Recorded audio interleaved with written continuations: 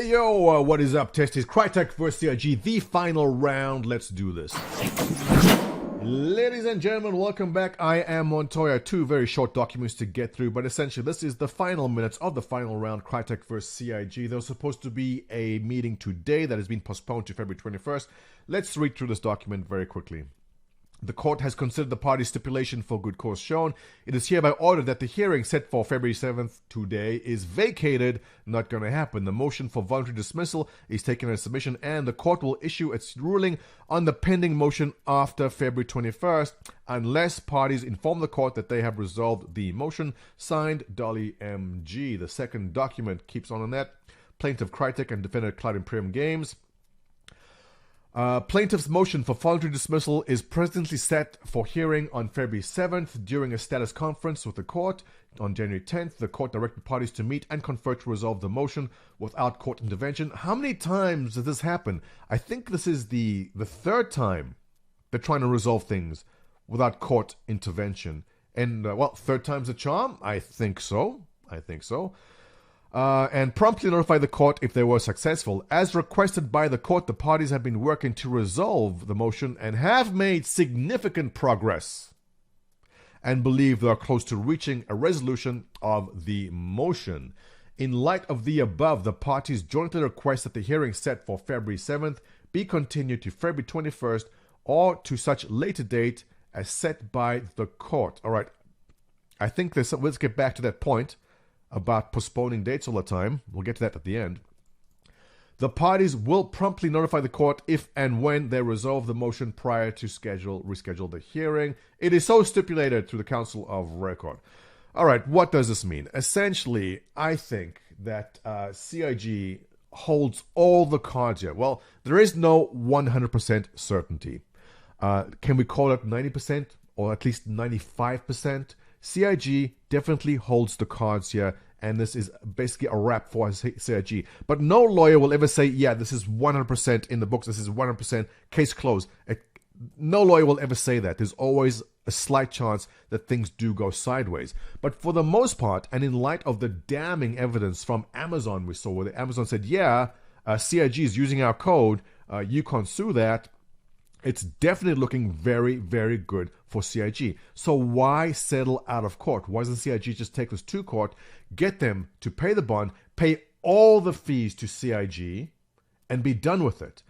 That is the question. And you know what? We are not in the room, the meeting room there where they're discussing it. We don't know. We can only kind of guess what might be happening. And here's my guess. And feel free to chime in with what you think also. What does CIG have to lose? Not much. They're going to win this. What does Crytek have in their favor? What cards does Crytek hold which may give them a leg up or some sort of leverage in the situation? Now, if this goes to court, judge will rule to CIG, very likely they rule for CIG's favor, and dismissal with prejudice. Thank you for those who corrected me on the last time. Dismissal with prejudice is when it's dismissed permanently, meaning Crytek cannot come back and sue later, which is what Crytek wanted to do.